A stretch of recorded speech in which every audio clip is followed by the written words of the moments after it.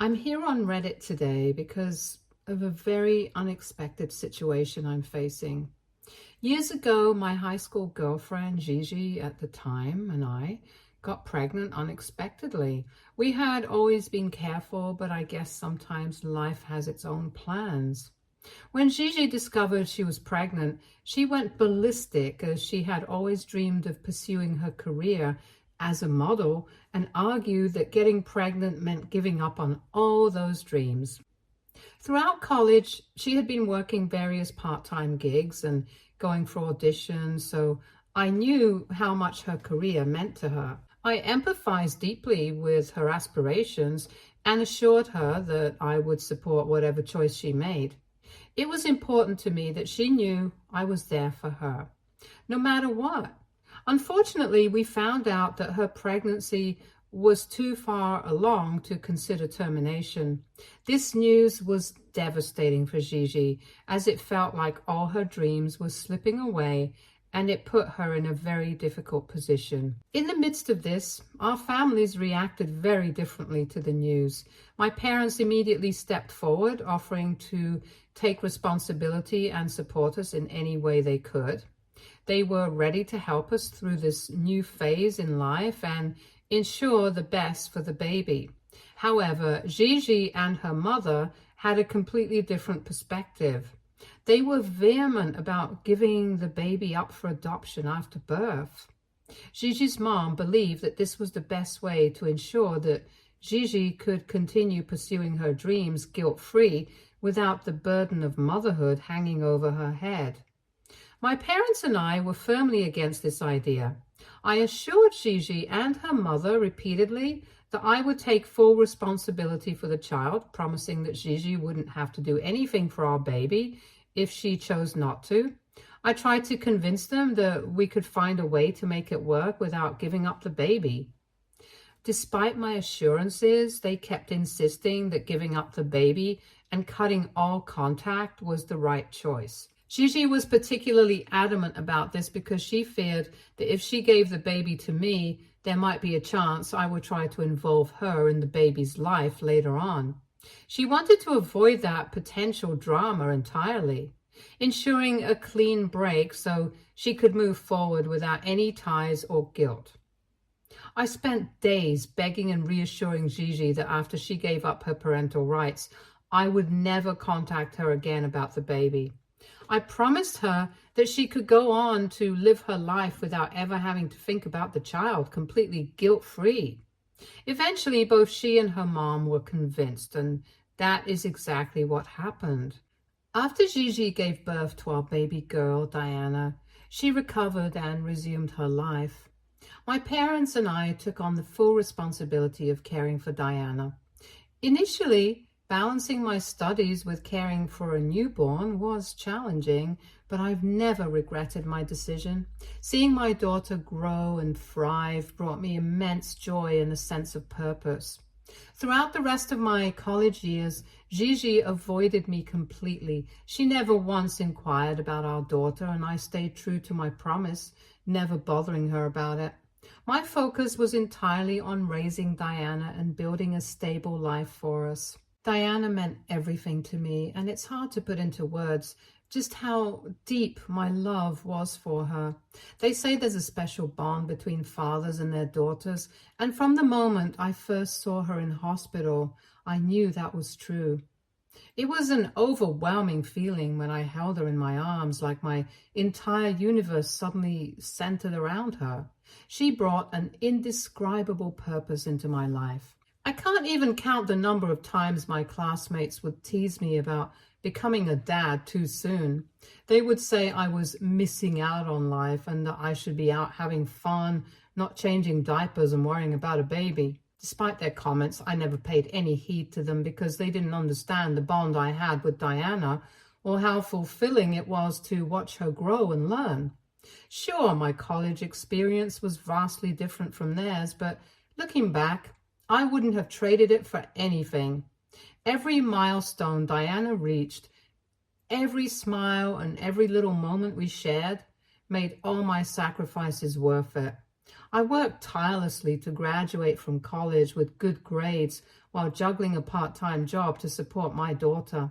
Being a single parent is incredibly challenging, so I'm immensely thankful to my parents for those days when they stepped in and did their best to watch over my daughter whenever they could. From babysitting Diana when I had late-night study sessions before my exams, to offering advice and a listening ear when it got too frustrating for me.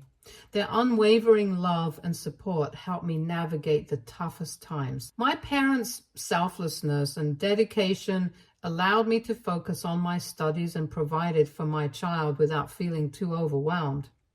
When I finally graduated college, secured a stable job, and saved up enough money, I was overjoyed to move out with Diana into our very own place. It was a milestone moment for us both. I took great care in choosing each piece of furniture and decorating Diana's room and making sure everything was perfect for us. This wasn't just about having a roof over our heads. It was about creating a space where we could make new memories and feel truly settled. In the first few years after moving out, it was just Diana and me. I would go to work at my office and pick her up from daycare, and we would then head home together. After freshening up, I would help her with homework while preparing dinner and prepping her lunch for the next day. Gradually, I got the hang of managing everything on my own. Sure, there were times when exhaustion hit and I had to call my parents for help, but for the most part, I was always there for my daughter. And she could count on me for anything. Being her parent was my first priority, and seeing her grow and thrive as a happy child was incredibly rewarding. When Diana was 5 years old, I met her stepmother and the love of my life, Chloe. Chloe was a divorcee who had come out of an abusive marriage. Despite her difficult past, she was an incredibly kind and compassionate woman. The way she interacted with Diana was what truly made me fall in love with her. Chloe understood how important Diana was to me, and she embraced her wholeheartedly. Seeing the bond they formed and how naturally Chloe took on the role of a loving figure in Diana's life made me realize that she was the one I wanted to share my life with. When Chloe and I got married, Diana was our flower girl. I still have those adorable pictures from our wedding showing how she never left our side throughout the entire ceremony. She looked so sweet and happy, and it warmed my heart to see her being part of such a special day. The wedding was a joyous occasion for everyone, and our little family was surrounded by love and support. My parents in particular were overjoyed. They cried tears of happiness because they knew how much I had struggled over the years. Seeing me finally find love and build a happy family meant the world to them. It was a beautiful day filled with love, laughter, and the promise of a bright future together. Over the years, Chloe consistently proved to be a loving stepmother to Diana, caring for her as if she were her own daughter. After moving into a larger home that Chloe and I purchased together, I tragically lost my parents to health issues. This period was devastating for me, and perhaps why I couldn't give Diana the attention I used to. It was during this time that Diana started facing bullying in high school. Some of her friends found out from their gossiping mothers that Chloe wasn't actually Diana's biological mother. It didn't help that Chloe has blonde hair and a sharper nose, while Diana has brown curls and different facial features, making it clear they didn't look alike. When Diana's friends started to tease her about it at school, she became sad and withdrawn. They would say cruel things like her biological mom probably abandoned her because she never loved her, and that Chloe would eventually abandon her too. At the time, I had no idea what Diana was going through. She kept her pain to herself, and it wasn't until things had escalated that I realized how much she was hurting. One day, we received a call from the principal's office because Diana had allegedly attacked another student and broken her nose. When I heard this news, I was shocked to my core because my daughter had always been gentle and kind-hearted. Chloe and I rushed to the school, anxious to find out what had happened.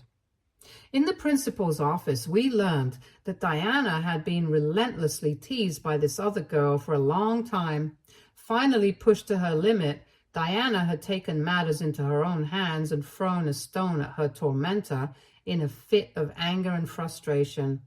Hearing about the bullying Diana had endured filled me with a mixture of anger and sadness. I wanted to confront the other child and her parents right then and there, ready to defend my daughter fiercely. But Chloe, always level-headed, managed to calm me down. The other girl's parents insisted that Diana apologize, but I was livid. I threatened to take legal action against them and the school for allowing my daughter to be mentally harassed for so long. I argued passionately, pointing out the severity of bullying and how it had pushed Diana to her breaking point. I made it clear that bullying a minor was unacceptable and that they had no right to let their daughter's behavior escalate to this extent.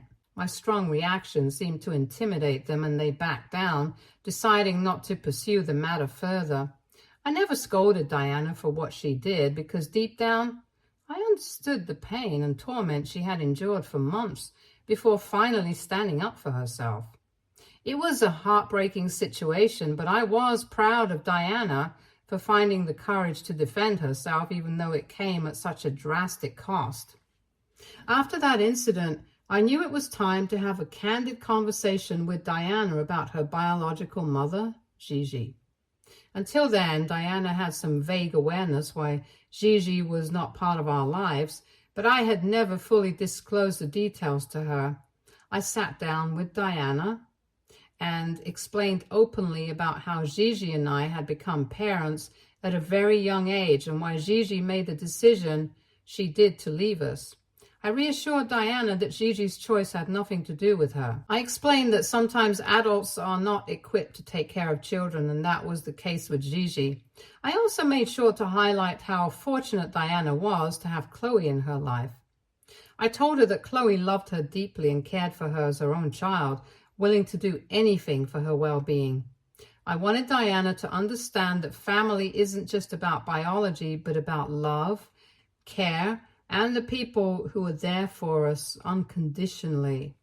After our conversation, I hoped Diana would have moved past her curiosity about her biomom. But a few weeks later, she confided in me that she was trying to reach out to Gigi. I was deeply concerned for her because I knew how firmly Gigi had asked to never be contacted again. And despite my warnings, Diana was determined, and it worried me greatly that she might face disappointment or rejection. When Diana finally got in touch with Gigi, she excitedly told me that her biological mom was happy to hear from her and wanted to meet up. I couldn't help but feel skeptical about this sudden change, considering Gigi had never attempted to contact me about Diana over the years, even though my contact information remained unchanged. I voiced my doubts to Diana, expressing how difficult it was for me to believe Gigi's newfound enthusiasm. Despite my reservations, Diana was thrilled and believed Gigi's words wholeheartedly. She quickly made plans to meet her biomom at a mall and insisted on going alone. I firmly insisted I accompany her, at least to drop her off and verify if it really was Gigi. Reluctantly, Diana agreed to my condition. On the day of the meeting, I drove Diana to the mall where she was supposed to meet Gigi. When we arrived, I scanned the crowd anxiously, searching for any sign of Gigi, half expecting her to not even show up. Suddenly, Diana spotted her. She pointed excitedly and my eyes followed her gaze, and there, standing not too far away, was Gigi. She seemed genuinely happy to see Diana, and they embraced warmly. It was a surreal moment seeing Diana reunited with her biomom. I stood back, giving them their space, but keeping a watchful eye. Seeing Diana's smile and the way she interacted with Gigi eased some of my initial doubts. It was clear that this meeting meant a lot to Diana, and despite my concerns, I couldn't deny her the chance to connect with her biological mother. Gigi greeted me politely and assured me that she would bring Diana home after their conversation was done. She expressed gratitude for the opportunity to meet her daughter and appeared genuinely sincere. Feeling a mix of emotions, I decided to leave them to talk and give Diana this important moment. Several hours later, as promised, Gigi returned Diana home. My daughter looked flushed with excitement, clearly having enjoyed her time with her biological mother. When I asked Diana about their conversation, she eagerly recounted how wrong I had been about Gigi for all these years. According to Diana, her bio mother had expressed regret over her decision to not be a part of our daughter's life and seemed genuinely remorseful for her actions. Diana went on to tell me that Gigi wanted to be a part of her life now, and this is what she wanted as well. Hearing Diana's words stirred conflicting emotions within me. Part of me was relieved that Diana had a positive experience with her bio mom and that Gigi seemed sincere in her regret. Yet another part of me felt cautious, still processing the sudden shift in Gigi's stance after all these years. I couldn't help but wonder about the implications of this newfound connection for our family and how it might impact Diana moving forward. Chloe reassured me that I couldn't control the situation and that all we could do was hope Gigi wouldn't harm or emotionally affect Diana in the future. Over the weeks, Diana began regularly meeting her biological mother every other weekend for a few hours. Initially, I was supportive as much as I could be, wanting Diana to explore this newfound relationship. However, I started noticing a pattern. Each time Diana went to meet Gigi, she would ask me for money beforehand. Initially, I assumed it was for personal expenses, but it became clear that Gigi expected Diana to pay for their meals whenever they met. I was puzzled and concerned, so I asked Diana why Gigi didn't offer to cover these costs. Diana explained that Gigi was facing financial difficulties at the time, but assured me that her bio mom was actively searching for a job and would soon be in a better position. As odd as this arrangement seemed to me, I chose to let it go for the sake of Diana's happiness. I wanted to support her in maintaining this relationship with her biological mother without adding unnecessary stress or tension. My priority was ensuring that Diana felt supported and loved, even if it meant accepting certain compromises along the way. However, I began to notice items disappearing from the house.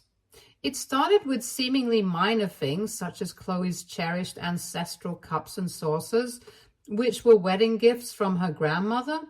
Initially, we dismissed it, thinking they might have been misplaced. However, when my wife discovered that some of her expensive clothes and lingerie were also disappearing from her closet, our concern grew considerably. The situation baffled us because we couldn't understand where these missing items were ending up. Naturally, we turned to Diana for answers, hoping she might have some explanation. Each time we asked her, she adamantly swore that she had no idea about the missing items or their whereabouts. She blamed Chloe for being careless and told me that she was probably overreacting. I decided to install cameras in our common areas at my wife's insistence, hoping to catch any potential intruders who might be stealing from us. One day, Chloe couldn't find her wedding ring anywhere.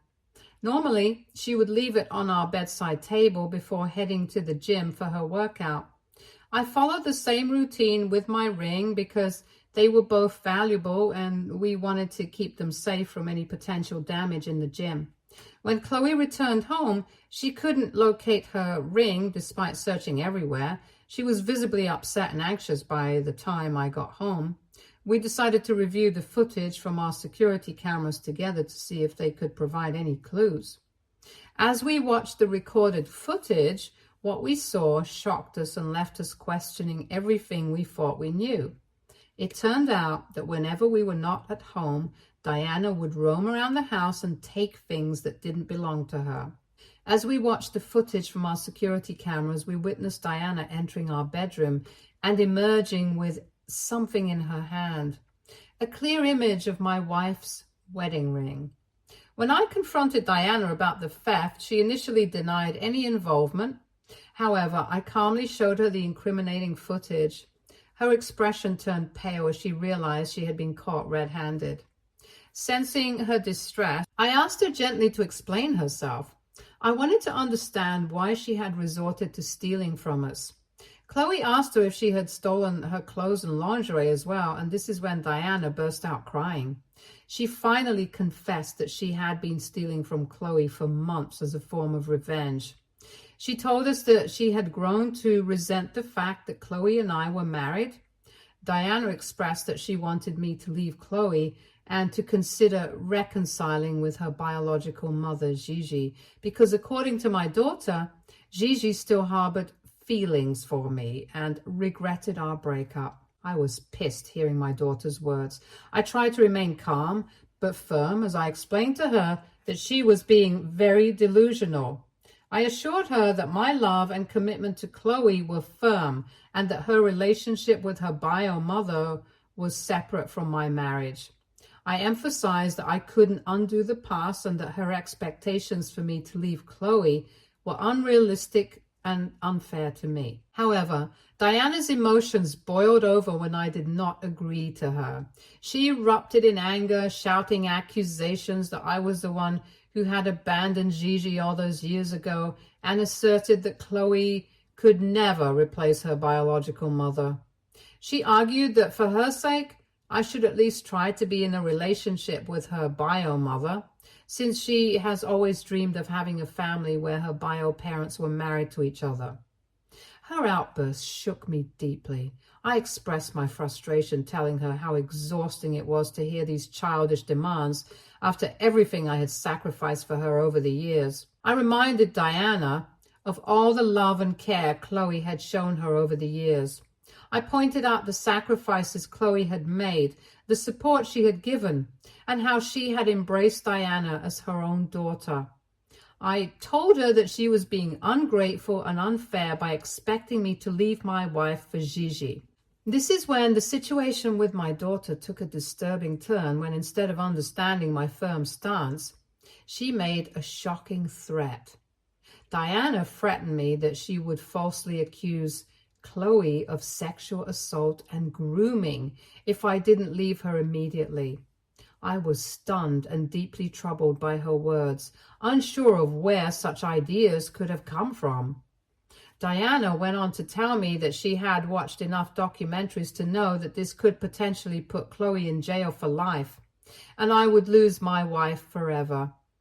I asked her if she had lost her mind, since this was a pretty serious allegation, and Diana revealed that she was willing to make Chloe's life as miserable as possible, but assured me that it could all stop if I simply started dating her bio mother.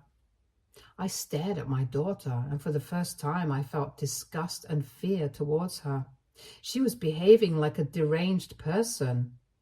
Clearly, she had taken her own delusions seriously and had potentially also been influenced and manipulated by her biological mother.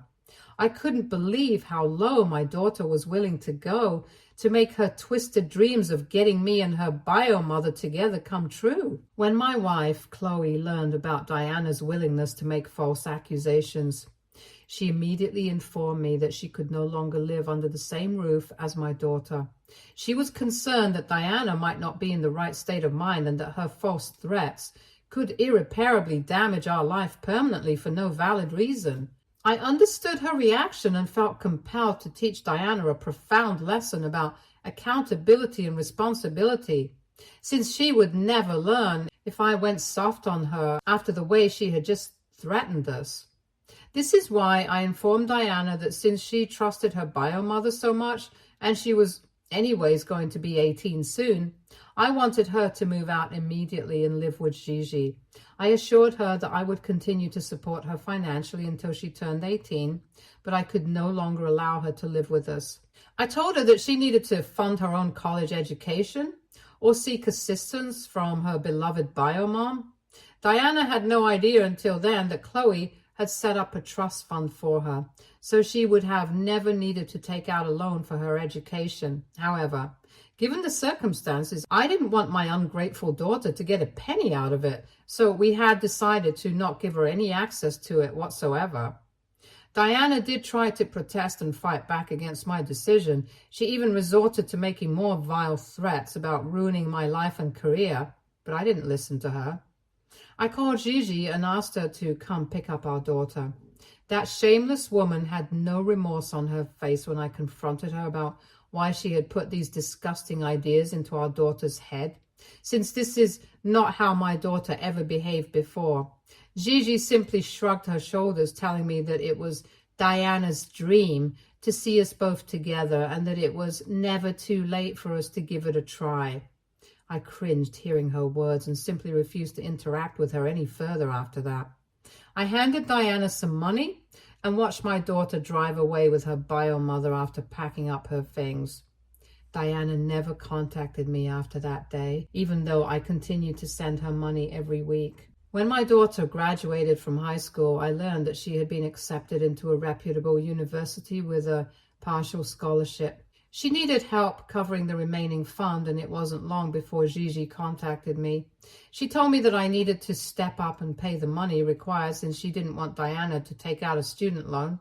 I told her there were thousands of students every year who took out student loans for completing their education, and Diana should do the same so she could learn the meaning of hard work also. And I told her since she was the one who had put all those poisonous ideas into our daughter's head, she should be the one stepping up since I had done more than enough for Diana. I knew Gigi and Diana couldn't even threaten legal action on me since Diana was now an adult, and any legal obligation would not hold against me anymore. After this conversation, I blocked Gigi for my own peace of mind. Several months passed without any contact from either her or my daughter. However, everything changed yesterday when Diana called me in tears. She sounded deeply distressed and pleaded with me to listen to her. I was in the middle of a very important meeting, but I still left it so I could be there for my daughter. Diana explained to me on the phone how Gigi had not supported her in securing a place at her dream university, causing her to lose her seat. As a result, Diana had no choice but to find work at a fast food restaurant for the time being. Apparently, Gigi did not want her to live at her place for free. Hence, Diana had been paying Gigi rent every month. Diana tearfully asked if she could move back home and apologized to both me and Chloe in person for what she had done. She admitted that I had been right about Gigi all along, but also blamed me for not teaching her any better. Honestly, it is hard to trust my daughter again after what she was willing to accuse my wife of.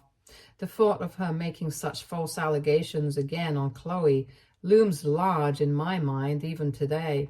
Despite this, she's still my daughter and I love her deeply, so I offered her what I believed was a fair compromise. I told her that I would pay her rent each month so she could find a new place to live. This would allow her to save her earnings instead of paying rent to her mother. I even told her I would help her out with college eventually. However, upon hearing this, my daughter reacted with anger, hurling insults at Chloe and me. She accused me of being useless and claimed that I never loved her and even wished that I was dead. Her words made me realize how little she had truly learned over the past months. Despite her outburst, I held firm in my decision and refused to give in to her demands. So Reddit, aita for not letting my daughter move back in and forgiving her entirely for her past actions. Update 1. Clearing up a few things here. Looking back, Diana's behavior was changing a lot towards Chloe every time she came back home after visiting her bio mom. She would sometimes call Chloe degrading words like old hag or witch whenever they had a disagreement. Chloe and I foolishly assumed that Diana was just going through a phase and would eventually grow out of it. Threatening to falsely accuse someone of sexual assault and grooming is a serious thing. Even if Chloe is a woman, it doesn't mean that Chloe could not have gotten in trouble with the authorities had Diana made that complaint against her. How can I ask my wife to stay with my daughter under one roof after that? Also, Diana continues to clearly hate her, so I think it's too risky to let my daughter stay with us ever again.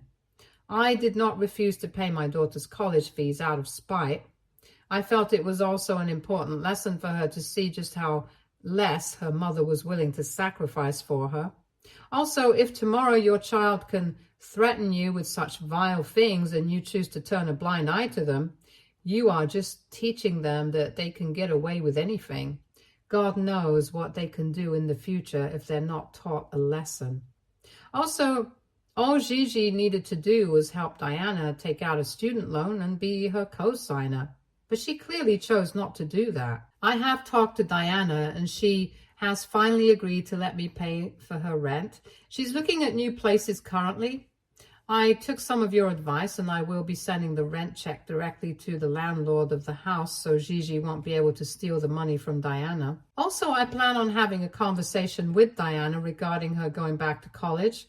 Of course, this time Chloe won't help out with anything because it's not her responsibility. Update 3. So Diana is all settled into her new home now. She and I recently met up for lunch and we discussed her future plans.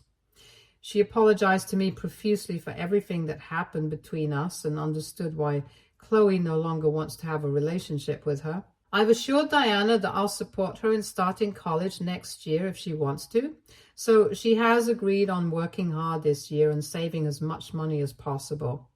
Gigi is furious that she has lost Diana's paychecks, but there's nothing much she can do at the moment since I have her blocked, and Diana is no longer speaking to her as well. Stay tuned for more stories from our girl relationships.